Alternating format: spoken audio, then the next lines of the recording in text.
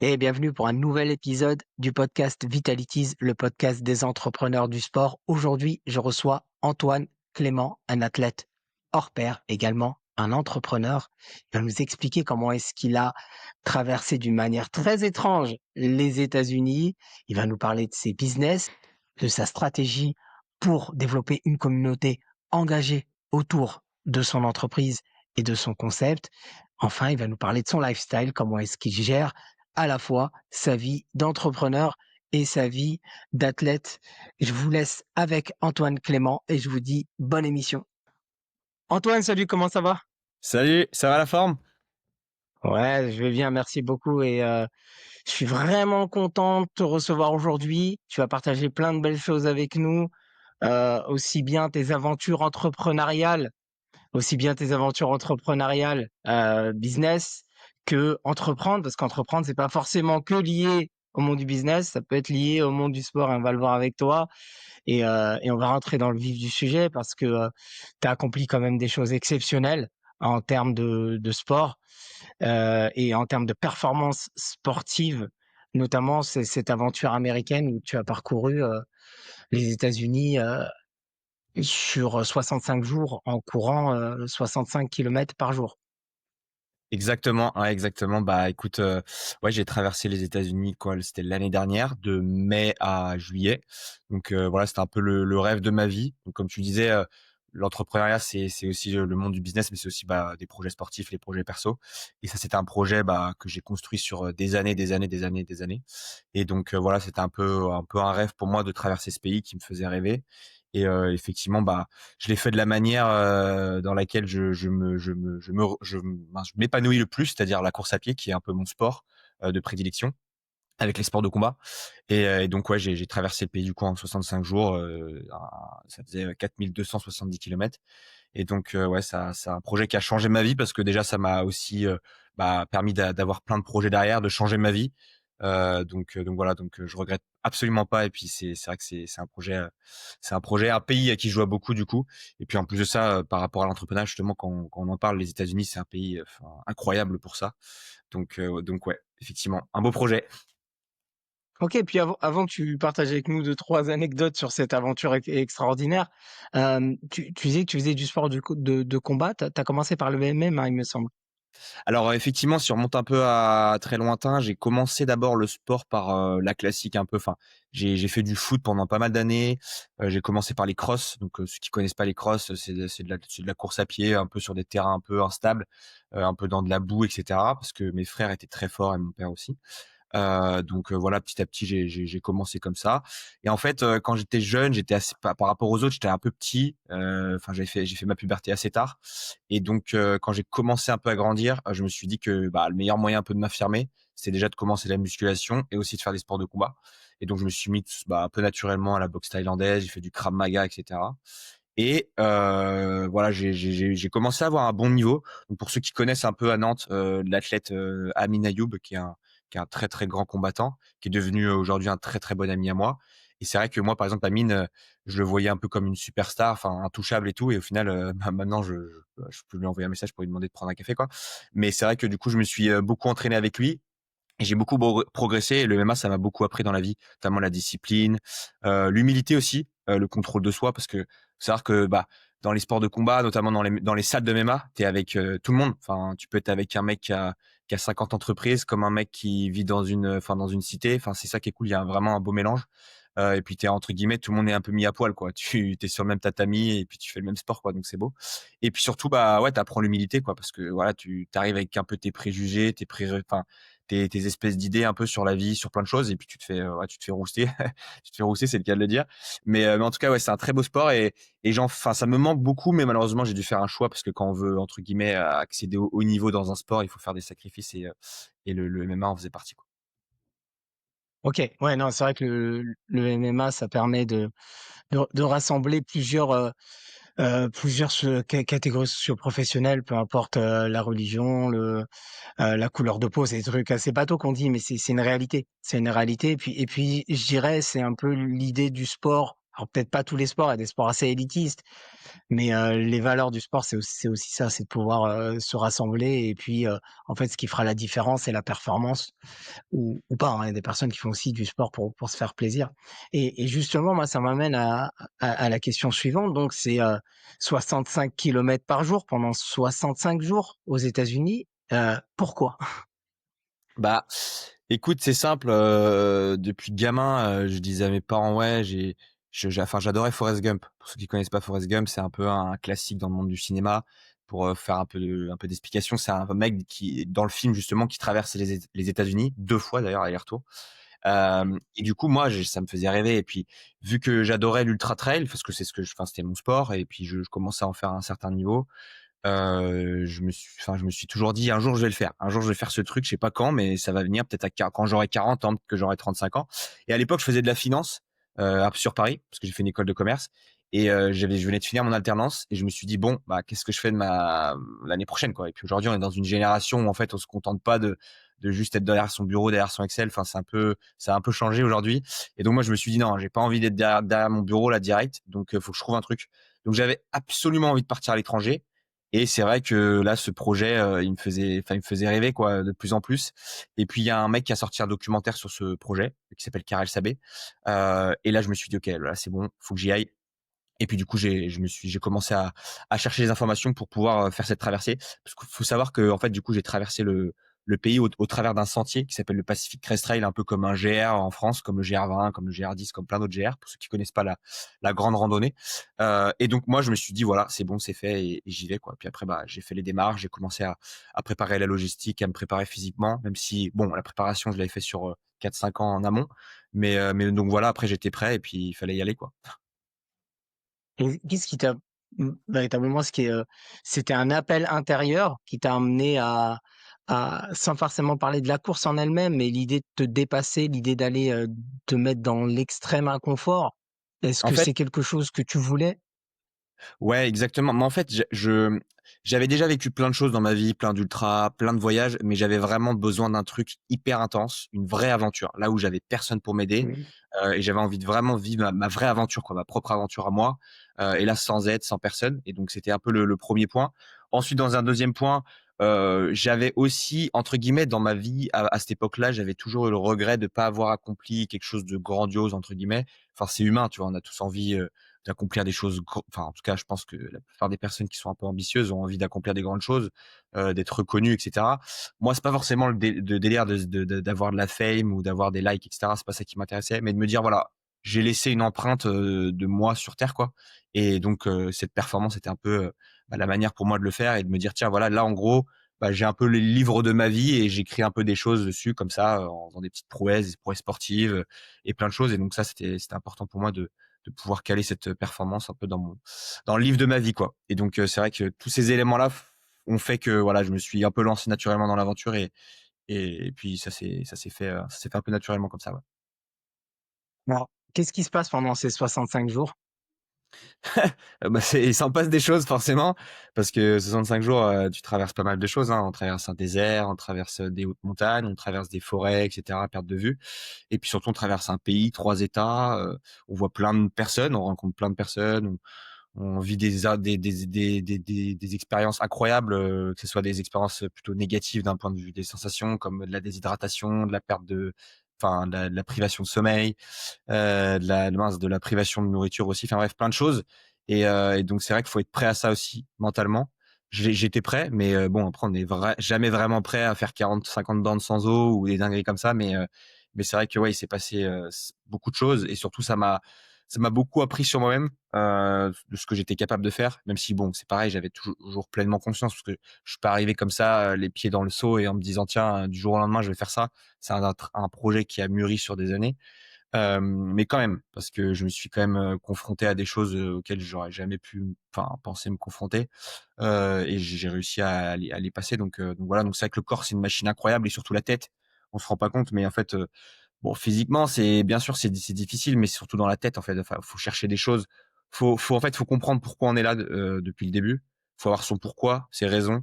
Si on les a pas, en fait, on va pas au bout parce que, bah, parfois, on a envie d'abandonner et si tu sais pas pourquoi tu es là, bah, tu mets le clignotant direct, quoi. Donc moi, je savais pourquoi j'étais là.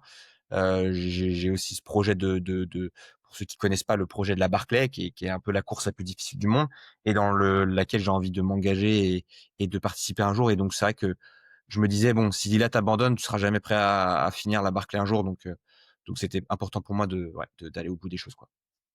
Ouais, avant de développer sur ce qu'est la Barclay, donc en fait, tu disais que sur ton aventure américaine, tu as la difficulté de ton environnement intérieur, donc bah, la déshydratation, l'envie d'abandonner, même si tu te rattaches à ton pourquoi, et tu as aussi les difficultés de l'environnement extérieur. Donc comment ça se passe? Chaleur, animaux, Ouais, ça fait beaucoup d'éléments avec lesquels naviguer et donc c'est pour ça que c'est pas évident. Une aventure, c'est un peu comme un Rubik's cube, il faut un peu, mêler toutes les faces pour faire face à l'aventure, quoi, parce que elle va pas te laisser faire. En fait, moi, dans ma tête, je visionnais un peu l'aventure comme un jeu vidéo avec différentes étapes, avec un boss final et cetera et du coup, je me faisais que de me dire ça et moi, j'aime bien beaucoup imager les choses et donc moi, ça m'aidait beaucoup dans l'aventure à me dire: «Bon voilà, là, tiens, j'ai un niveau à affronter et si je l'affronte, après, je passe au prochain niveau» et ainsi de suite. Et du coup, moi, je me disais, tiens, bon, là, je rencontre un serpent, c'est un peu un petit niveau, c'est le truc qu'il faut. De toute façon, tu vas forcément y passer puisque tout le monde y passe. Et donc, au début, forcément, quand tu fais un niveau, bah, tu connais pas les trucs, tu sais pas trop quoi faire et ça se passe pas forcément bien. Mais une fois que tu l'as passé, bah après, bah c'est facile, quoi. Donc voilà. Donc je pense que c'était un peu cette nature-là, dans cette posture-là dans laquelle j'étais, de relativiser les choses, de me dire de toute façon, t'es là, t'es dans une aventure, tu l'as choisi.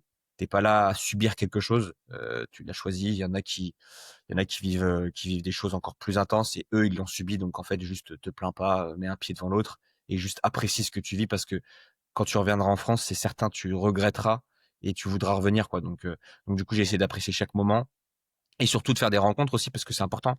Enfin, moi, c'était un peu aussi le mot d'ordre dans lequel je m'étais positionné dans cette aventure, c'était de pouvoir rencontrer des gens et d'essayer un peu de changer un peu mon regard sur le monde. Et franchement, ça m'a beaucoup aidé. Et bizarrement, j'étais étonné des Américains et de ce pays-là qui est incroyable, qui est très, très, très, enfin, supportive. En anglais, on dit, enfin, c'est-à-dire, ils sont très encourageants, etc. Et puis voilà, mais c'est vrai que c'est pas évident parce qu'il faut dealer avec beaucoup de choses, la météo, les animaux, l'effort physique, la nutrition, l'hydratation.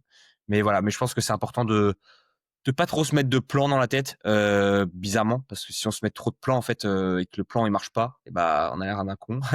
Donc c'est pour ça que moi je dis toujours, voilà, entre guillemets, il faut toujours avoir plusieurs plans dans la vie. Un plan A, un plan B, un plan C. Enfin moi qui suis coach, du coup, quand j'en parle à mes athlètes, je leur dis: «OK, là tu as un plan A, c'est cool, mais il est où ton plan B? Il est où ton plan C? Il est où ton plan D, quoi?» Parce que si ton plan A il capote, bah, tu vas rien f tu vas juste, bah, avoir tes yeux pour pleurer donc c'est hyper important. Moi je sais que j'aime bien avoir plusieurs plans pour vraiment pouvoir contrer tout ça et du coup j'essayais dans ma tête, de me dire: «Tiens bon voilà, là par exemple si j'arrive pas à cet endroit-là parce que j'ai pas assez de bouffe, qu'est-ce que je fais quoi?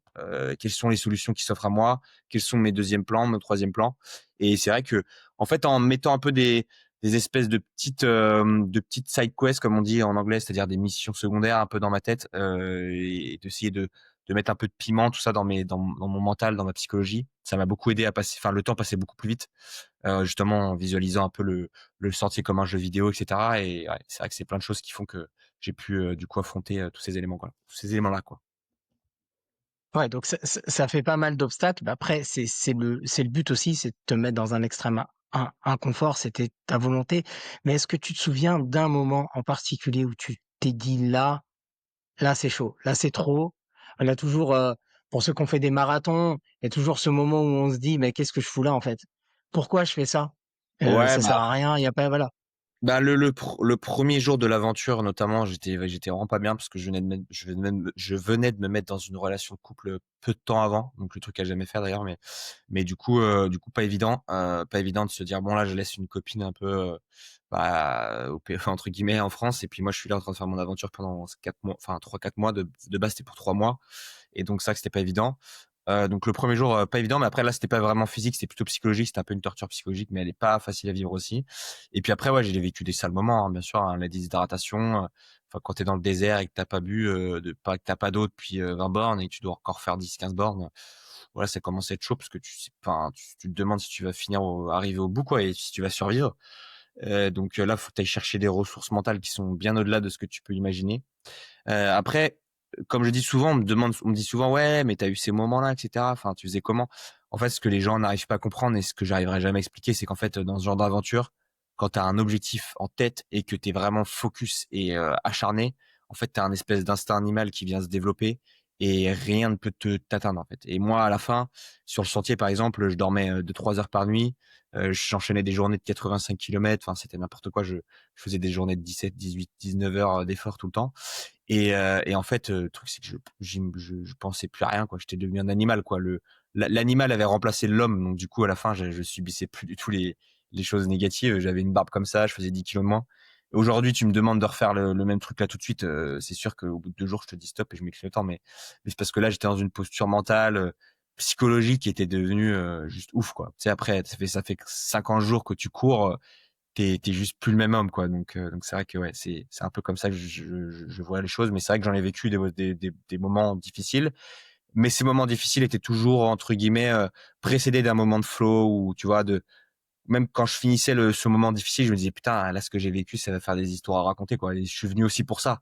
Je suis venu aussi pour raconter des histoires, pas pour me raconter des histoires, pour avoir des histoires à raconter et vivre des choses dont je me souviendrai toute ma vie, quoi. Donc sur le moment c'est dur, mais après tu relativises et tu te dis ouais c'était ouf, quoi. Parce que c'est bête à dire, mais c'est comme dans la vie, comme dans l'entrepreneuriat, on n'a pas envie. C'est sûr, ça serait cool si c'était toujours facile. Mais en même temps, on a envie aussi de vivre nos moments un peu chiants, un peu galères, parce que ça permet de construire notre entreprise, notre business.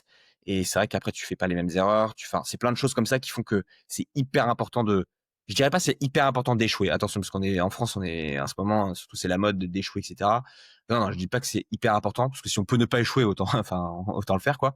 Mais par contre, ça nous apprend des choses, de se heurter à des murs, à des obstacles, et qui peuvent nous permettre d'avancer. Donc voilà. Donc je pense que c'est tous ces petits moments-là, pour faire un peu une conclusion, c'est des moments que j'ai appréciés aussi au final, en prenant du recul. Ah non, ça c'est important de faire la différence parce que c'est vrai qu'il y a cette traîne de dire, bah, bravo, c'est bien, tu as échoué. Mais, le but, vous l'avez compris, de toute façon, les personnes qui écoutent ce podcast, elles sont avisées, elles sont aguerries. Le but, c'est de se donner les moyens de réussir, de partir sur les meilleures bases, d'avoir les bonnes stratégies, d'avoir les bonnes tactiques pour mener à bien son business. Et puis forcément, il y aura des difficultés.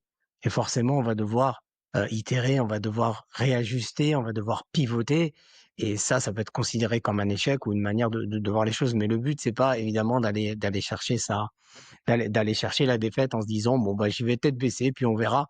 En fait, il y a voilà, il y a échouer, mais de manière aussi, progresser de manière intelligente. OK et donc tu disais que ton rêve, c'était de participer à la Barclay. Alors c'est quoi la Barclay? Alors la Barclay, c'est une énigme, voilà, c'est comme ça que je présenterai les choses, c'est une énigme. Pour, faire un peu un petit dessin, c'est la course qui est considérée comme la plus difficile du monde, même si ce terme est un peu, ben, faut prendre avec des pincettes, parce qu'il existe plein d'autres courses aussi difficiles. Et en fait, cette course, elle a été créée dans le Tennessee, donc pour ceux qui connaissent pas, c'est un État aux États-Unis et c'est une course qui consiste à faire 5 boucles de 42 kilomètres, sur 200 kilomètres. Et en fait, la course, elle consiste, à quoi? Tout simplement, c'est très simple. Sur chaque boucle, il faut trouver des pages de livres qui correspondent à ton numéro de dossard. Et en fait, tu reçois une carte et cetera la veille. Tu connais pas l'heure de départ aussi. Heu et c'est une course très, très sélective, donc tu as que 40 personnes au départ. Ça prend en moyenne 5 à 6 ans pour être sélectionné pour la course. Et puis voilà et en fait, pour faire un peu d'histoire, l'organisateur de la course a créé la course entre guillemets après avoir vu, l'évasion de James Earl Ray qui est l'assassin de Martin Luther King et qui a entre guillemets dans la forêt dans laquelle, est organisée la course, il a réussi à faire que 12 kilomètres en 60 heures dans la course et donc du coup, dans la forêt et donc du coup lui il s'est dit: «Bah écoute moi je vais créer une course, qui fera 160 kilomètres parce que moi je sais qu'en 60 heures on peut faire cette distance» et donc voilà, donc c'est comme ça qu'est née la course. Puis au début, bah, il y a eu 0 finisher pendant 9 ans, jusqu'à ce qu'il y ait un mec qui s'appelle Mark Williams qui a terminé la course en 95 et ainsi de suite. Et puis voilà, et aujourd'hui dans l'histoire de la course, il y a eu que 20 finishers. Donc 20 personnes qui ont terminé sur plus de 1000 participants et des dizaines de milliers de gens qui postulent. Et donc voilà, donc c'est un peu l'objectif de ma vie. C'est un peu l'objectif qui m'a permis de toujours me focus sur tout ce que je faisais, c'est-à-dire d'avoir un mode de vie sain, voilà, de pas partir en cacahuète, quoi, parce que c'est vraiment un peu ma ligne de conduite, quoi, dans ma vie Et donc voilà, pour moi, c'est bien plus qu'une course, c'est plus ça aussi un lifestyle dans ma tête. Enfin, c'est tout ça. Donc voilà un peu ouais, comment je présenterais la Barclay. OK. Et c'est tu en es où par rapport à cette démarche? Tu disais que très, très peu, arrivent à s'inscrire. Est-ce que toi, tu es en bonne voie? Est-ce que tu peux partager deux trois trucs avec nous Ouais, ouais, là-dessus? bah, écoute, je suis en bonne voie pour m'inscrire, ça c'est certain. Après ça prend du temps. Ça prend du temps parce qu'il faut construire son CV de coureur. Même si j'ai fait des prouesses, il y a des mecs qui font aussi des prouesses et puis on sait jamais vraiment comment ils choisissent les athlètes qui viennent, donc c'est pas évident. C'est très, très mystique comme course ceux qui veulent s'y intéresser, vous allez juste voir sur Google, vous verrez que c'est un peu bizarre. Mais voilà, c'est ce qui m'attire aussi, le mystère, l'espèce de folklore, tout le folklore qu'il y a autour de la course et toute l'histoire. C'est ça qui est beau aussi et qui m'intéresse. Et puis voilà, donc ouais, je suis sur la bonne voie. Après, je suis encore jeune, j'ai 25 ans. C'est très très jeune pour cette course. La moyenne d'âge souvent c'est 32, 33. Donc on attendra hein, s'il faut. Hein. On a attendu déjà. Ça fait 7 ans que j'attends. Donc ça fait 7 ans que j'attends. Ça fait 7 ans que je connais la course et que j'ai envie de m'inscrire. Mais ça fait quoi? Ça doit faire 3 ans que je m'inscris. Et donc voilà, ouais. Donc bah écoute, on verra bien. Hein. On croise les doigts. Ouais, bah, tu disais que dans un autre podcast où je t'ai écouté, tu disais que, un des finishers, une des figures emblématiques de cette course a attendu 6 7 ans, je crois, pour y participer? Ouais, ouais, ouais. Bah le premier finisher français et le dernier du coup, bah puisque c'est Ah, le c'est dernier. ça. Et puis justement, il a attendu 6 ans pour être pris. Ouais. Et au final, bah c'était bon après quoi. OK, la patience. Alors avec tout ça, on est obligé de faire le lien avec l'entrepreneuriat et tu disais tout à l'heure que, bah, le lien il se fait naturellement. Est-ce que ces aventures MMA, enfin endurance qui t'ont donné envie d'entreprendre? Ou est-ce que c'est venu d'autre part? Est-ce que d'après toi c'est inné? Ouais, moi je pense que chez moi, je pense que c'était inné. C'est sûr parce que en fait, je me suis toujours dit que jamais de la vie j'aurai un patron. C'est impossible. En fait, je suis trop, je sais pas comment dire ça, mais je dirais pas que je suis indiscipliné, mais je supporte pas l'autorité, en fait. Je supporte pas trop l'autorité. J'ai toujours eu un problème avec ça. Donc c'est vrai que c'était compliqué à ce niveau-là. Enfin, je supporte l'autorité. Je respecte l'autorité. Attention, parce que c'est important de faire la distinction entre les deux. Je respecte l'autorité, c'est-à-dire que je vais pas t'insulter parce que tu me donnes des ordres. Mais par contre, voilà, je la supporte pas forcément. C'est pas un truc que j'aime particulièrement. Donc je me suis toujours dit depuis gamin, je serai mon propre boss et je sais pas quand, mais ça viendra. Et après moi, dans ma tête, depuis gamin, j'ai toujours je me faisais des papiers pour me dire tiens, je vais monter tel ou tel truc. Je me suis toujours démerdé pour faire mon propre argent, etc. Et du coup, je me suis toujours dit un jour, c'est sûr, j'aurai mon truc, quoi. Et donc voilà, donc c'est un peu comme ça que c'est venu dans ma tête. Et après, le truc, c'est que l'entrepreneuriat, c'est joli. On dit souvent, aujourd'hui, enfin, j'en connais plein qui parlent toujours de ça, à dire ouais, tiens, moi, je vais monter ci, je vais monter ça, mais enfin, ils le font pas, quoi. Parce qu'en fait, le premier truc qu'il faut faire, c'est juste se mettre un coup de pied au cul et se lancer et entre guillemets, être dans l'action plutôt que juste dans l'information, dans la parole et tout.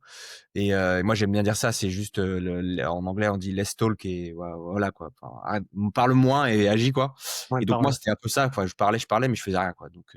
Donc au bout d'un moment, c'était un peu long et en fait, je me suis toujours dit enfin, j'avais une idée dans ma tête, c'était de me dire: «Voilà, je vais continuer mes performances sportives, je vais faire ma vie et cetera et le jour où j'aurai acquis, entre guillemets, une espèce de notoriété un peu, au travers de mes performances, au travers de ma crédibilité et bah, je pourrais me lancer dans le coaching» parce que j'avais déjà eu les diplômes de coach, quand j'avais fait STAPS, à l'époque et donc je me suis dit: «Bon, ça pourra me servir, bah, je pourrais me servir de ça et puis ensuite avec toute la crédibilité et cetera, pouvoir me lancer dans le coaching et faire un peu moi ce que j'aime, c'est-à-dire enseigner, à apprendre faire apprendre des choses et cetera», donc c'était important pour moi et donc j'ai attendu pas mal de temps parce que du coup après je me suis lancé dans la finance et je me suis dit: «Bon, au moins la finance, c'est une sécurité» parce que voilà, tu as un taf où tu gagnes plutôt bien ta vie quand même. Bon après tu fais des horaires de chien mais mais au moins tu as une sécurité et puis pendant ce temps-là, bah, je pourrais peut-être monter mes trucs à côté. Le truc, c'est que je pense pas que ce soit compatible de faire 2 activités en même temps, une activité salariée, une activité entrepreneuriale. Tu en as forcément un qui prend le dessus sur l'autre et il y en a une qui en pâtit, quoi.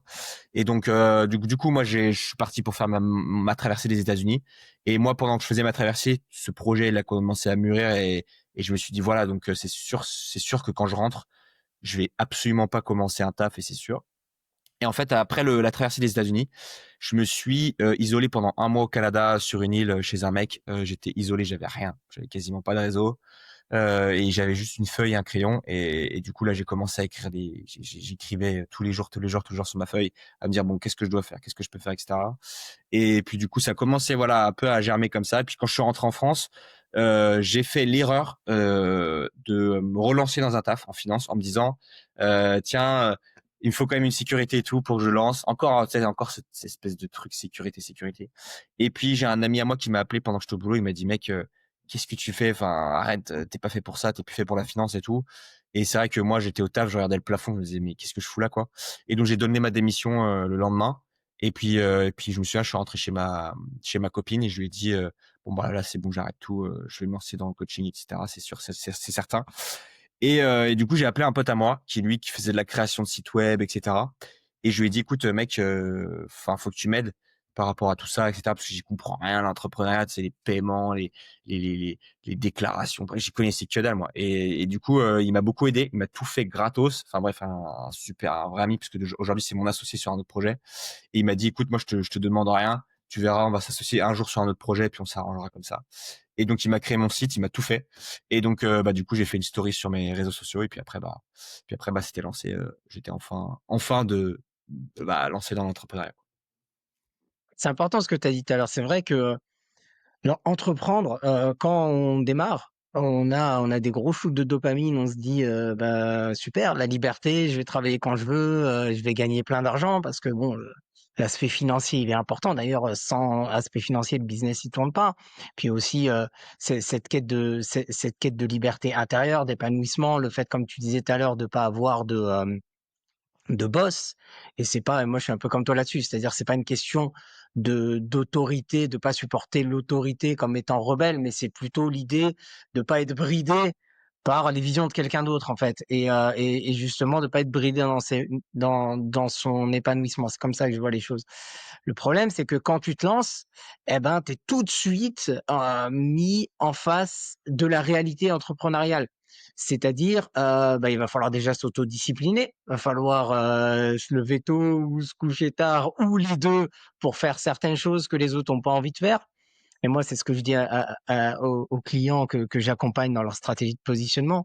Ça, c'est que vous allez devoir faire des choses que les autres n'ont pas envie de faire, parce que ceux qui réussissent, c'est justement ceux qui font les choses que les autres n'ont pas envie de faire. Donc, c'est Et oui. aller parler à des clients, c'est aller comprendre des problèmes, parce que l'entrepreneur, c'est quoi en fait? C'est quelqu'un qui va résoudre des problèmes en faisant des efforts que les autres n'ont pas envie de faire. Donc, pour résoudre des problèmes, il faut comprendre les problèmes, il faut adapter la bonne solution, il faut l'itérer, il faut souvent la réinventer pour que ça matche véritablement avec l'audience. Il faut communiquer et il faut gérer la paperasse. Même maintenant, on a la chance d'être dans une époque où bah, tout ce qui est compta, enfin les choses que moi que je supporte pas, le côté administratif, compta et tout, on est quand même vachement bien aidé pour pas trop cher, surtout quand on est solopreneur. Donc ça c'est important que tu aies mis l'accent là-dessus, c'est de se dire: «C'est beau dans l'idée, c'est motivant», mais le but c'est de comprendre aussi qu'il y a des choses, très inconfortables à faire. Et ton aventure, je pense, américaine et le MMA, hein, ont dû t'aider là-dessus. Alors justement, tu parlais de ton entreprise de coaching, tu peux nous en dire plus? Tu fais quoi? Pour qui? Ouais, bah, écoute, j'ai 2 activités qui se rejoignent en un. En fait, j'ai du coup mon activité de coaching, donc qui prend en compte du coup, là, j'ai une trentaine d'athlètes à peu près, donc je coach une trentaine d'athlètes à distance en ligne. Et donc aujourd'hui avec le monde, digital, c'est juste game changer de pouvoir coacher en ligne alors qu'à l'époque c'était que du physique. Donc moi je coach en ligne sur de parties ultra trail, course à pied, trail et cetera, et aussi, sur, tout ce qui est concours de force spéciale, gendarmerie militaire et tout. Donc voilà, donc ça c'est la partie coaching. Et en plus de ça, j'ai monté du coup une société avec un de mes bah, du coup mon associé, un peu meilleur ami. Et là, du coup, on a créé un truc qui s'appelle Trail Running Lab, et donc qui est entre guillemets une plateforme de coaching basée sur l'intelligence artificielle sur l'ultra trail. C'est la seule plateforme, et donc elle est pas encore sortie officiellement. On est en train de développer la V1 là. Avant ça, on a développé une énorme communauté sur les réseaux, et une communauté aussi en physique, une newsletter, un groupe WhatsApp. Bref, on a essayé de mettre un peu d'attraction avant de pouvoir lancer une plateforme pour pas rentrer dans la jungle sans rien, quoi. Et donc voilà, donc ça c'est 2 activités que j'ai effectivement. Puis après, En perso, j'ai tout ce qui est investissement et tout, mais bon, ça, je le prends pas en compte parce que pour moi, c'est pas vraiment l'entrepreneuriat, c'est plus, juste, de l'activité perso donc voilà un peu, ouais, comment ça je jongle avec tout ça, quoi. Ouais, ton écosystème. Et c'est intéressant ce que tu disais. Donc, tu as d'abord bâti une communauté importante avant de lancer ta plateforme. Est-ce que tu avais dès le départ cette idée de plateforme ou en fin de compte, est-ce que tu étais plutôt en mode marketing tribal? Tu as attendu que ton audience, en fait, te donne l'idée En ou, ou est-ce que tu as cerné le problème chez cette audience et tu y as répondu? Comment est-ce que tu as géré ça? En fait, pour t'expliquer un peu, moi, j'avais mon activité de coaching et j'ai dit: «Bon, il faut que je scale tout ça, c'est-à-dire que je fasse augmenter tout ça. À bout d'un moment, je vais être plafonné avec mes athlètes, c'est impossible. Je pourrais pas avoir 100 000 athlètes, ma charge mentale et psychologique, elle va être trop importante». Du coup, je me suis dit: «Il faut que je scale tout ça» et j'en ai parlé à mon associé, du coup, je lui ai dit: «Il faut qu'on lance une plateforme». Lui, il fait de l'IA, il code et cetera et moi, je suis coach. Donc en fait, balançons nos 2 expertises. Toi code et moi je t'affile mon expertise de coach et comme ça on va travailler ensemble. Et donc c'est comme ça. Ensuite, je lui ai dit: «Écoute, moi j'ai envie de lancer la plateforme et entre guillemets, qu'on puisse créer avant tout ça une communauté. On n'aura pas le choix. Mais avant ça, moi je veux distinguer les 2. C'est-à-dire que je veux pas utiliser ma notoriété pour lancer la plateforme parce que je veux que ce soit des gens qui sont hors de ma communauté, hors qui me connaissent pas en fait. Et du coup, je lui ai dit et moi ma force en tout cas dans l'entrepreneuriat, c'est entre guillemets ma grande qualité, c'est que je suis pas quelqu'un qui est constant dans le travail. C'est-à-dire du lundi au dimanche, je vais pas avoir une constance comme ça, bizarrement, contrairement au sport où je suis plutôt comme ça. Dans l'entrepreneuriat, moi, je suis quelqu'un qui a une énorme force de travail sur des petites, périodes. En fait, par exemple, pendant 3 heures, je vais être un psychopathe. C'est-à-dire que là, tu me demandes de faire 50, 60 réels pour TikTok et Instagram, je vais te les faire. Je vais être comme ça sur mon portable et je vais aller hyper vite et tout. Je délaisse un peu la qualité et par contre, niveau quantité, je produis beaucoup, beaucoup. Et mon associé, c'est totalement l'inverse. C'est-à-dire que c'est un mec qui va pas forcément être bon en tout ce qui est, voilà, c'est pas un bourreau de travail. Par contre, hyper constant. Il se lève toujours à la même heure, il se couche toujours à la même heure, tout est hyper calé dans son agenda. Moi, c'est un peu le chaos. Par contre, derrière, voilà, si tu me demandes de faire un truc vraiment une très grosse charge de travail sur peu de temps, c'est un peu moi sur qui il faut compter. Et donc moi, du coup, je lui ai dit, écoute, on va faire une stratégie. C'est que pour lancer les réseaux, moi, je vais balancer du contenu tous les jours, mais vraiment, mais tous les jours sur toutes les plateformes, LinkedIn, TikTok, Instagram. Et moi, je vais faire des réels, des réels, des réels, et puis on va créer une attraction comme ça. Et c'est pas très, enfin, c'est pas très, c'est un peu too much, mais moi, ce que j'ai fait, c'est que j'ai repris des extraits de podcasts d'abord, de tous les ultra trailers un peu connus. J'ai pris que les extraits un peu phares, etc. Et j'ai posé le logo en bas du podcast, et puis je les ai balancés sur les réseaux. Et en fait, les vidéos elles faisaient 300, 400 000 vues, jusqu'à ce que les mecs qui gèrent les podcasts nous demandent de supprimer les vidéos. Du coup, on a tout supprimé. Sauf qu'en fait, en faisant ça, on avait créé une espèce d'attraction sur les réseaux. Déjà, on avait déjà 3 4 000 abonnés, sans rien faire, quoi, juste en balançant des podcasts. Et puis après, là, c'est là où je me suis dit, bon, maintenant, on a créé, entre guillemets, juste une base d'audience. Maintenant, il faut, entre guillemets, cibler cette base et leur faire comprendre ce qu'on va proposer plus tard, quoi. Et donc après, j'ai proposé du contenu plus intéressant, du contenu informatif par rapport au trail, à l'ultra, pour faire comprendre ensuite qu'on allait faire un peu du contenu informatif, etc. Donc après, bah, c'était des tips sur l'ultra, sur le trail. Et puis pareil, j'ai commencé à balancer des réels. Et puis bah après, du coup, ça c'est venu un peu naturellement comme ça pour lancer la communauté et puis lancer un peu une attraction. Et puis ensuite, on a lancé du coup la communauté sur WhatsApp, où là, c'était du coup de dire bon, maintenant, on va vous rencontrer en physique, on va organiser des runs sur Annecy, etc. en physique, parce que les gens, ils aiment ça, ils ont envie de voir du concret aussi, pas que des réseaux, etc. Et donc, on a lancé ça, et puis on avait une con avec 200 personnes, des gens qui venaient tous les mercredis, et on a organisé avec des partenariats avec des magasins, etc. Donc l'idée c'était de faire connaître Trail Running Lab. Et ensuite du coup bah après on a lancé une newsletter parce que c'était un peu la base aussi. Souvent tu balances une newsletter aussi. Et donc voilà, donc on a essayé de créer toutes ces choses là, un peu à l'arrache comme je dirais, mais on a appris sur le tas, hein. On a appris sur le tas forcément. Mais c'était hyper, enfin moi je sais que c'était hyper formateur, de me dire bon voilà, au moins je sais comment lancer un, entre guillemets, un business sur les réseaux, à partir de rien, quoi, parce que c'était un peu le but. C'est ce que j'avais dit à mon pote. J'ai dit: «Écoute, je veux partir de zéro parce que ça va nous apprendre plein de choses, quoi». Donc voilà, donc c'est comme ça. On a testé des choses, on a forcément raté parce que tu sais, quand tu produis beaucoup de contenu aussi, forcément, moi, je faisais beaucoup de quantitatif, mais assez peu de qualité. Mais au moins, ça permet d'avoir des retours ultra positifs, en fait, parce que du coup, tu produis tellement de choses que tu as plein de retours, en fait. Tu sais ce qui marche pas, tu sais ce qui marche. Et donc voilà, donc c'est un peu comme ça que j'ai fait un peu les choses par rapport à Trail Running Lab, du coup. Et tu as commencé quand? Ça t'a pris combien de temps pour monter tout ça? Bah, on a commencé, en février, tu vois? Donc ça faisait peu de temps, hein, tu vois? Ça fait depuis février, donc ça fait février, mars, avril, mai, juin, ça fait quatre mois, quoi. Ça fait peu de temps, Ouais, c'est pas ouais, c'est c'est peu de temps, ouais. ça fait peu de temps, ouais, et on a réussi quand même tu vois? On a plus de 15 000 personnes qui nous suivent sur les réseaux sociaux, et puis, du coup, on a une conversation avec, 200 personnes. On a une newsletter avec pas mal de gens aussi dessus, et c'est vrai que, ouais, c'était, après c'est voilà, il y a pas de secret, hein.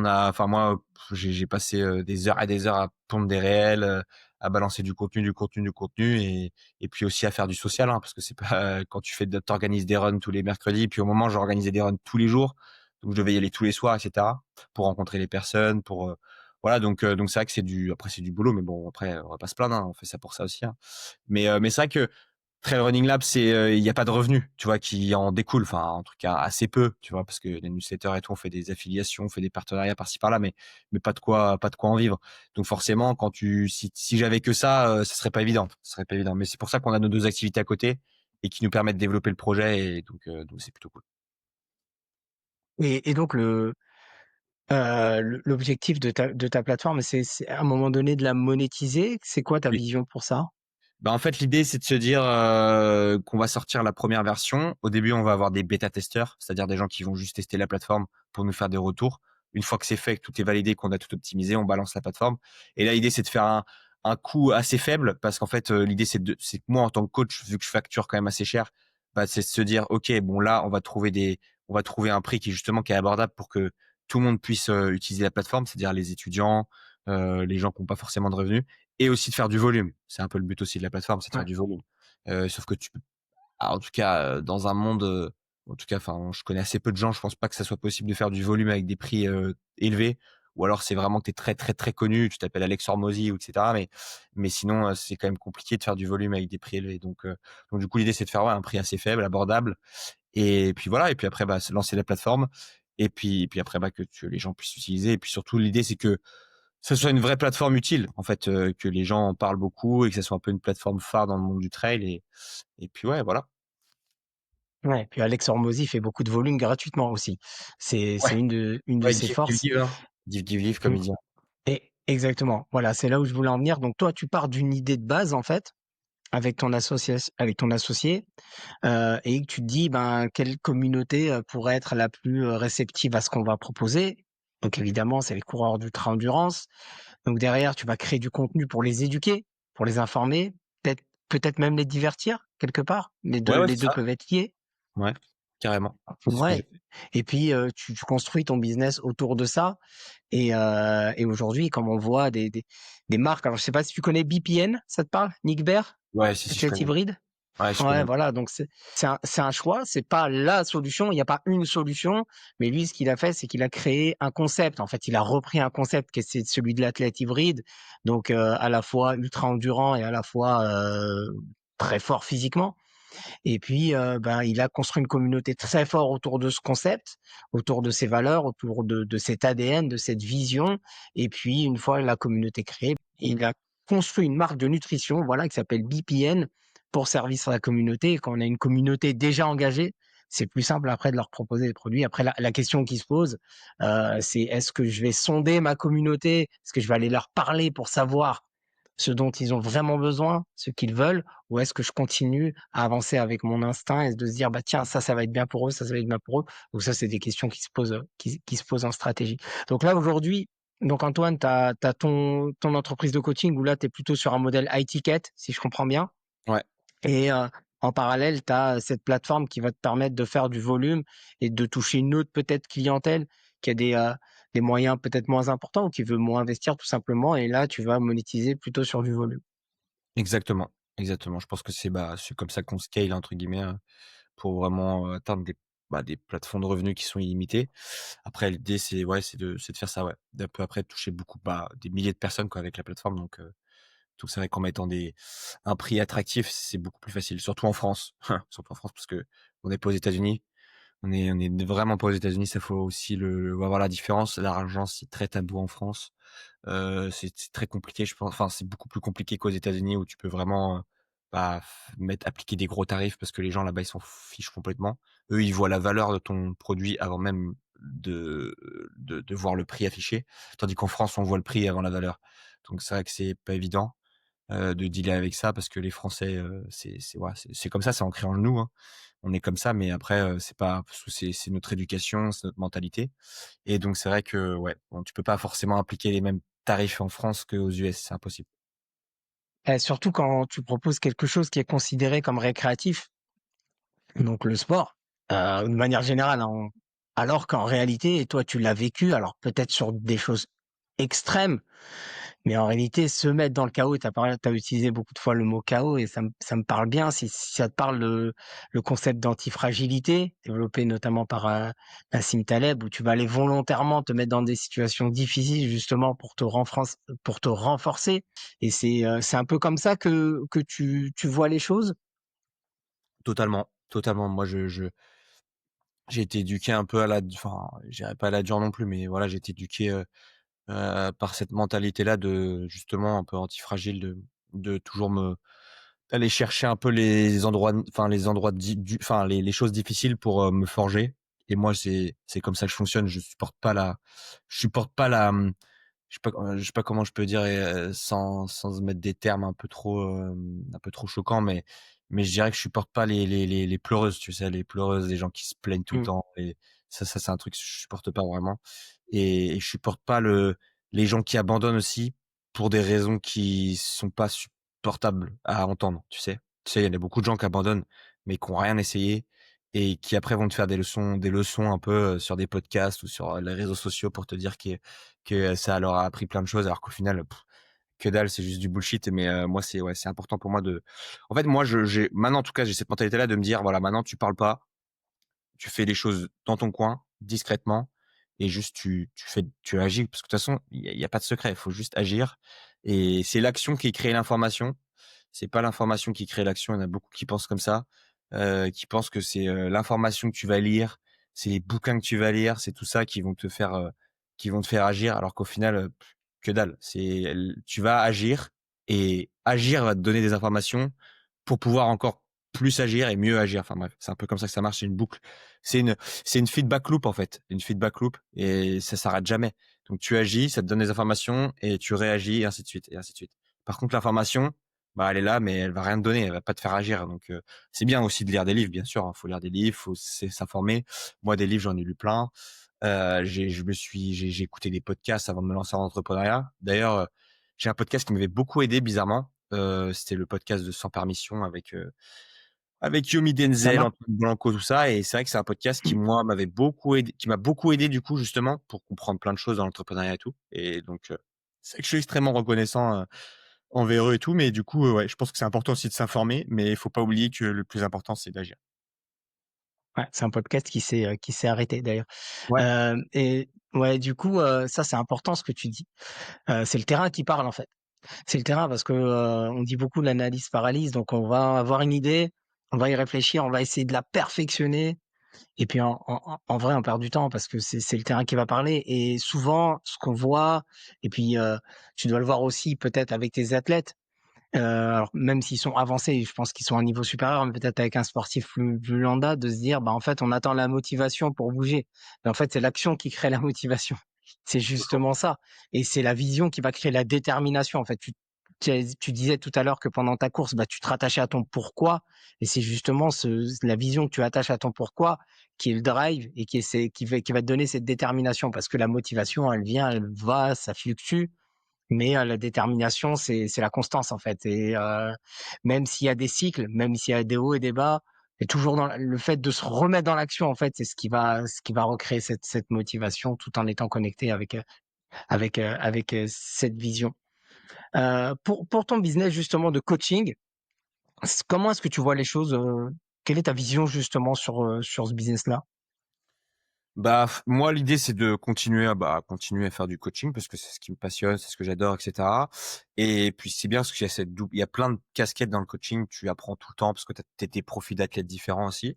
Donc, l'idée, c'est de continuer à développer ça et de continuer un peu à atteindre un peu un plafond d'athlète. Je sais pas quand je l'aurai, mais pour l'instant, je l'ai pas, donc ça va. Et puis, ensuite, bah, développer la plateforme et puis à terme, si possible, ça serait de délaisser le coaching perso pour, justement avoir la plateforme et puis juste me baser que sur la plateforme, bah, sur le long terme, quoi, parce que je pense pas que je ferai du coaching, toute ma vie, parce que c'est quelque chose qui est très prenant psychologiquement. Mais après j'adore, hein, j'adore le coaching. Mais pour l'instant, c'est parce que je suis jeune, mais est-ce qu'à 50 ans, j'aurai toujours envie de ça? Je sais pas. Donc voilà, donc c'est un peu, ouais, c'est un peu la vision dans laquelle je suis, actuellement, ouais. Ouais, je pense que le coaching, c'est une manière d'aider les autres et c'est, ça tu peux aider les autres en faisant autre chose que du coaching, en créant une plateforme, par exemple. Donc effectivement, ça évolue avec l'âge, avec la maturité, avec, les expériences, avec les goûts. Moi, j'ai longtemps été coach. Je suis toujours un petit peu quelque part, parce que j'accompagne quand même des personnes dans leur stratégie de positionnement, leur stratégie de marque dans le domaine du sport. Donc il y a toujours cet accompagnement, cette idée aussi de les pousser, d'aller les emmener à faire ce qu'ils ont pas envie de faire et Exactement. ça le coaching c'est génial pour ça parce que ça certains disent que c'est le plus beau métier du monde.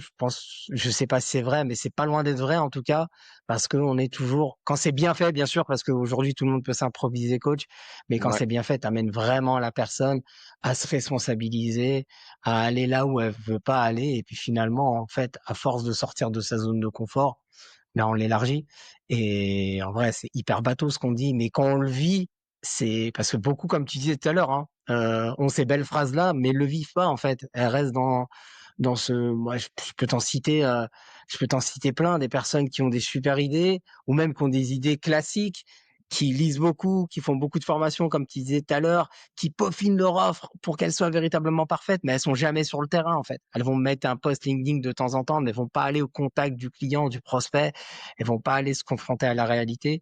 Et ça, le fait d'être coaché, ça peut vraiment, vraiment aider aussi. Et puis un autre projet dont tu vas nous parler, c'est, on parlait de la Barclay tout à l'heure. Donc, il y a peut-être un équivalent qui va se dessiner en France ou qui s'est dessiné en France? Ouais, bah, écoute, il y a déjà une course qui est considérée comme la Barclay française, qui s'appelle la Chartreuse Terminorum. Moi, du coup, j'ai décidé de créer un format qui est plus condensé et plus accessible aussi en termes de distance et de dénivelé et cetera. Donc j'ai créé ça s'appelle la Trace Fantôme. C'est une course, qui se déroule, bah, justement, ironiquement dans le Pays de la Loire, qui est le département, enfin la région entre guillemets «la plus plate de France». Et donc voilà, donc j'ai créé cette course qui est exactement le même format, en cherchant des pages et cetera sur une seule boucle, qui fait à peu près 80 kilomètres.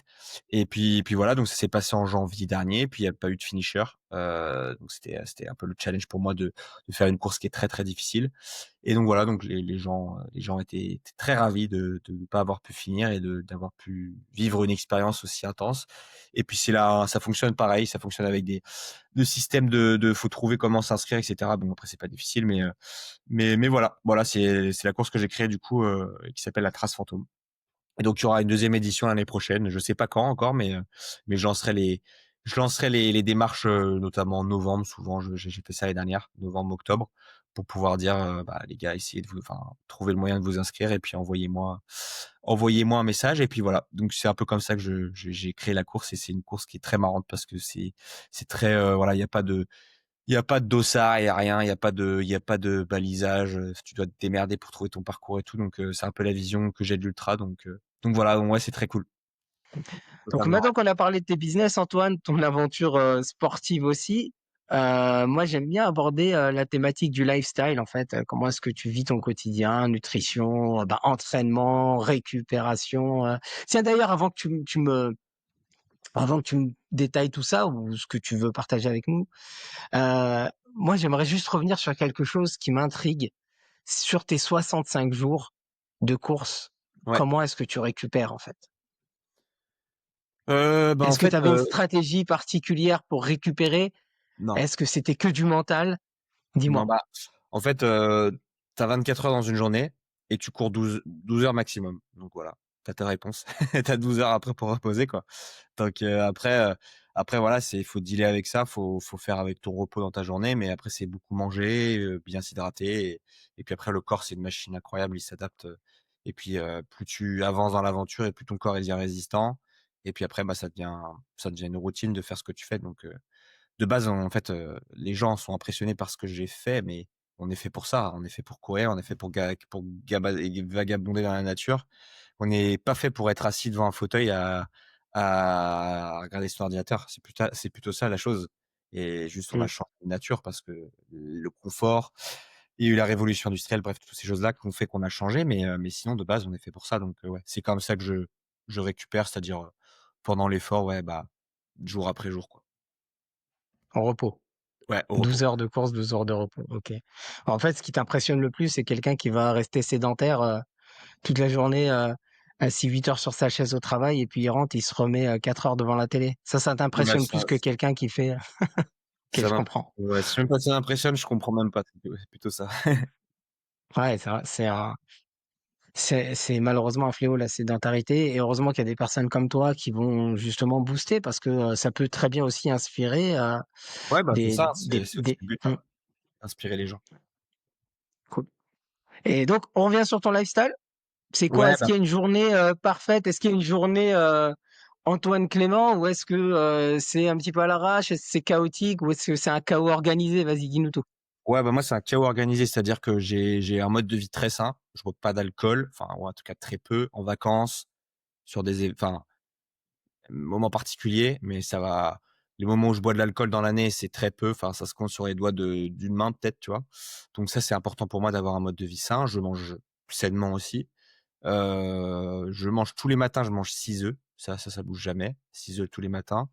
Je quille, toujours une bouteille d'eau aussi, c'est important l'eau, donc ça, c'est important et puis après je prends des compléments des fois pour aussi, tout ce qui est, entretien. Donc après je fais toujours tous les Ouais, jours tu du peux sport. développer sur les compléments? Tu prends Ouais, quoi? alors, magnésium, tout ce qui est un OK. peu, compliqué à aller chercher dans les aliments, c'est-à-dire, Ouais. magnésium, vitamine D3, notamment l'hiver par rapport au soleil. Puis après, je prends aussi de la vitamine C, c'est plus pour l'énergie, ça aussi le matin et puis c'est déjà pas mal, ouais. Donc c'est ces 3 choses que je prends avec les œufs du coup et une bouteille d'eau que j'essaie de quiller un peu tous les matins dans la matinée. Ensuite du coup, j'essaye d'avoir du coup de faire, bah, tous les jours je fais toujours du sport, tout le temps, tout le temps. Ça c'est normal parce que je suis athlète, donc partie du trail et j'essaie de garder la musculation parce que j'ai cette envie d'avoir un peu cette, approche aussi un peu hybride, de me dire que je suis toujours complet. Je peux toujours, voilà, un peu me bagarrer, être, soulever lourd et cetera. C'est hyper important pour moi. Je jamais de la vie j'aurais, le corps d'un coureur classique. Donc ça, c'est très important. Et puis après, voilà, on dirait que je dirais que le seul point négatif dans ma vie de tout, c'est le sommeil. C'est-à-dire que je dors très bien, enfin, j'ai un sommeil très lourd, je dors bien, mais je me couche souvent trop tard et je suis trop souvent sur les écrans. Donc c'est les 2 points négatifs sur lesquels il faut que je travaille. C'est pas évident parce qu'on c'était vraiment pas évident. Mais sinon, à part ça, ouais, j'essaie d'avoir une bonne ligne de conduite. Après, je voyage beaucoup, je suis beaucoup dans voilà, à droite à gauche, donc c'est pas évident, mais j'essaie de toujours garder la forme et je fais toujours ça, donc ça, c'est important. Et puis après, sinon je m'entretiens aussi pareil, dans ma vie de tous les jours, que ce soit au niveau de la peau, enfin plein de choses comme ça. J'essaie de, ouais, partir du principe que c'est pas que, la nutrition, c'est aussi plein de choses, prendre soin de son corps et tout. Donc voilà un peu tout le lifestyle que j'ai. Après, je sors assez peu, j'essaie de sortir assez peu parce que je suis beaucoup sorti quand j'étais jeune. Donc du coup, je sais que ça a un impact, trop important sur ma vie. Après derrière, si je sors, tous les week-ends, enfin je suis à l'ouest quoi, donc du coup, je privilégie les moments, pendant les vacances, notamment d'été pour sortir beaucoup et puis après, me recharger les batteries parce que c'est hyper important. Il faut aussi en prendre en compte de mettre des fois le clignotant, de se reposer, de couper.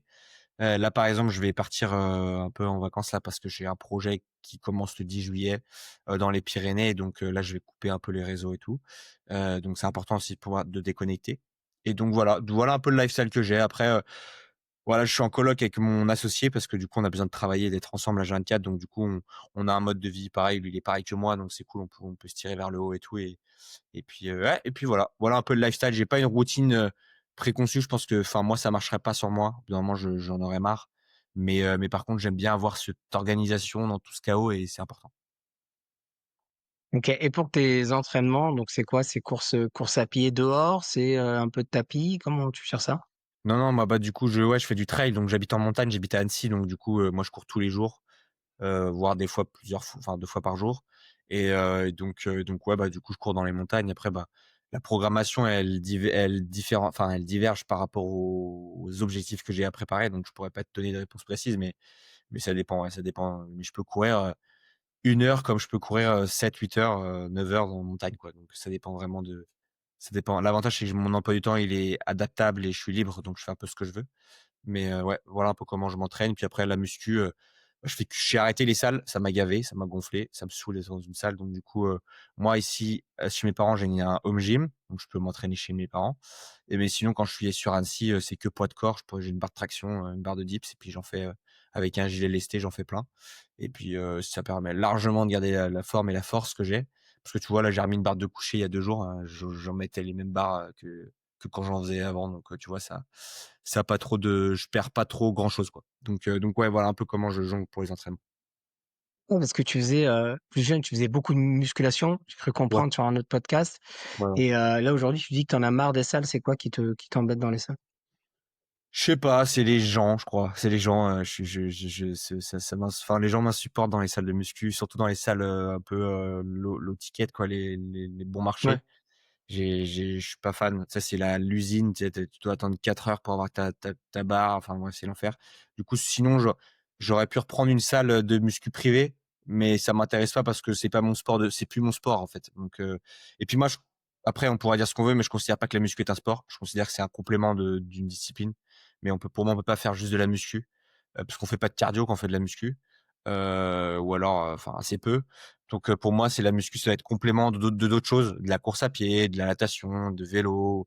En tout cas, faut au moins garder un peu de cardio dans sa semaine parce que le cardio, c'est hyper important. Donc voilà. Donc je pense que la muscu, c'est bien. Il faut pas que faire ça, quoi, parce que ça nous rend lents en plus dans nos mouvements.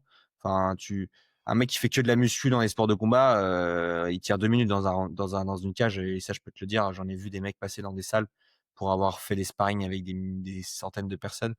Des mecs qui font 95 kilos, 100 kilos de muscles, qui ont du mal à se déplacer, j'en connais plein. Donc ouais, c'est important de bien, ça, enfin, faut bien, c'est important de se dire que voilà, la muscu, faut en faire, mais faut pas oublier le cardio derrière.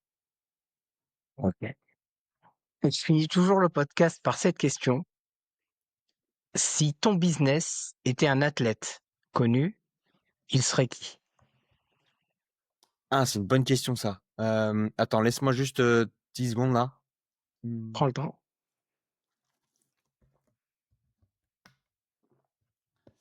Alors la question, c'est si mon business était un personnage, quoi. Ouais. Ouais, un athlète connu ou quelqu'un que tu inventerais, mais l'idée c'est de comprendre, comment est-ce que toi tu vois ton business, son ADN, ses valeurs, son comportement, son tempérament, sa manière d'agir avec ses clients, avec son environnement. C'est un exercice qu'on fait en stratégie de marque notamment. Hem, Ah, j'ai beaucoup d'athlètes qui m'inspirent, donc c'est pas évident de trouver le bon athlète et surtout le bon athlète qui fit avec ma philo parce que j'ai des athlètes que j'adore, mais si je te cite Conor McGregor, bon, c'est pas le bon athlète pour ça parce que l'athlète, il est un peu furieux, quoi. C'est vrai que, je sais pas, je dirais pas, non, je dirais pas cet athlète-là, parce que c'est particulier vu que je suis quelqu'un de très, comme je te disais, un peu chaotique. Je fais beaucoup de chaos et il y a assez peu d'athlètes qui sont dans le chaos. Et c'est Sou pas forcément toi, hein, c'est en fait si tu prends par exemple le business de ta plateforme, il y a toi, il y a ton associé et il y a la marque en fait. Il y a le business en lui-même, il y a l'offre, il y a la communauté, il y a comment est-ce que euh, comment est-ce que tu verrais justement cette marque, ce business se comporter avec la communauté? Est-ce que c'est dans la bienveillance? Est-ce que c'est dans le challenge? Est-ce que c'est les deux? Est-ce que c'est dans l'humour? mmh, Et si tu arrives en effectivement à vrai, je définir dirais ça, alors c'est un travail, hein. je dirais que ouais, en vrai, je dirais Conor, je pense. Conor McGregor, je sais pas si tu connais Ouais. l'athlète, c'est un athlète de MMA. Je Oui, pense bien qu'il est sûr. parti ouais, je pense qu'il est parti de rien, un peu comme moi et puis c'est un peu la vision que j'ai aussi, parce que lui, il a une vision entrepreneuriale de dingo, parce qu'il a quand même, balancé plein de business derrière Ouais. après avoir surfé sur sa carrière. Et c'est un peu comme ça que je fais aussi. C'est-à-dire, j'ai surfé sur mes performances pour lancer des choses derrière. Donc c'est un peu comme ça que, ouais, je vois les choses et puis c'est vrai que c'est un mec qui est parti de rien en disant: «Tiens, un jour, je serai le double champion d'une organisation ou la plus grande organisation du monde» et puis il l'a fait. Donc je pense que c'est aussi ça le challenge, le fait de rien lâcher et puis en tout cas la vision qu'il avait avant, parce que maintenant aujourd'hui il est un peu tombé un peu bas, mais à l'époque, c'était juste incroyable. Enfin, juste, c'est juste ouf, quoi. C'est de voir, à partir de, enfin, il est parti de rien et de voir sa mentalité qui est hyper spirituelle en plus, enfin, en tout cas à l'époque. Et c'est vrai que ça, il m'inspire beaucoup. Donc je dirais lui. Cristiano Ronaldo aussi, j'aime bien sa mentalité. mentalité hyper focus et tout. C'est un peu un cyborg le mec, contrairement à son rival un peu Messi qui était très entre guillemets, basé sur le talent. Lui, entre guillemets, on dirait il a force tout le monde a du talent, mais lui, il a vraiment, charbonné, comme on dirait, il a travaillé, travaillé, travaillé. Même en ayant 40 ans, le mec, il arrive encore en avance à la salle et tout. Enfin, c'est juste dingue de voir sa longévité. Donc je pense que c'est les 2 athlètes, je suis moins fan du footballeur, mais par contre de l'humain et tout, j'adore. J'adhère beaucoup. OK. Ouais, ça revient souvent Cristiano Ronaldo, Ouais, je pense que et Conor McGregor, voilà, qu'on aime ou qu'on n'aime pas, c'est vrai que bon son boss. comportement il est discutable, surtout en ce moment, c'est lui qui a quand même attiré la lumière sur l'UFC, sur Ouais, le carrément, MMA en général. Donc c'est une cash voilà, machine. c'est lui qui l'a popularisé. Ouais, carrément, carrément. Et maintenant, quand on voit le business que c'est aux États-Unis, ce qu'en fait Dana White, où il est en train de créer même des cartes collector, donc Ah, forcément, c'est juste il y a il y a contribué, ouais. Donc non, mais ouais, OK. Ouais, tu voulais ajouter quelque chose peut-être? non, bah, écoute, non, top, écoute, c'était très bien, très intéressant. Ça fait plaisir de OK. faire des podcasts avec des gens qui habitent, du même endroit que moi, donc non, non, c'est cool d'avoir un autre angle Voilà. aussi entrepreneurial et tout, Ouais, donc tu voilà. disais que tu étais à Annecy, tu navigues entre Annecy, pardon, tu étais à Annecy et moi je suis à Nantes, donc je sais que tu es souvent à Nantes aussi, donc ouais, effectivement, malheureusement à Nantes d'ailleurs, c'est un message qu'on passe, il y a pas énormément de choix, voire pas du tout pour faire du podcasting en studio, donc on est à distance, même si on est à quelques kilomètres là de on n'est pas très loin et c'est dommage. Donc le message est passé. Si toutefois il y a voilà peut-être une opportunité de business à faire, donc une étude de marché, pourquoi pas doit se faire là-dessus. Et pour finir, donc Antoine, comment est-ce que on peut connecter avec toi, avec tes business? Bah, écoute, j'ai mes réseaux sociaux, Instagram, Antoine CLMTT. Ensuite, je publie beaucoup sur LinkedIn, tous les jours d'ailleurs. J'ai pas lâché depuis, 9 mois quasiment. Donc ça, c'est LinkedIn, je suis beaucoup dessus et puis ensuite, j'ai mes réseaux donc professionnels par rapport à Trail Running Lab. Donc c'est ce que j'ai créé du coup la plateforme qui va arriver. Donc ça s'appelle Trail Running Lab et donc voilà, j'ai Instagram, TikTok, et puis voilà, donc après, il y a les liens dans les bios, pour aller rechercher les newsletters, les groupes WhatsApp et tout. Et donc, voilà comment on peut me trouver. Puis sinon, bah, si jamais vous passez sur Annecy, vous pouvez m'envoyer un message et puis il sera plaisir de courir avec vous ou de vous faire découvrir le coin. Cool. Donc en tout cas, je remettrai les liens d'Antoine en description. Et si vous avez aimé ce podcast, partagez-le à d'autres entrepreneurs ou pas entrepreneurs. Abonnez-vous pour les prochaines émissions.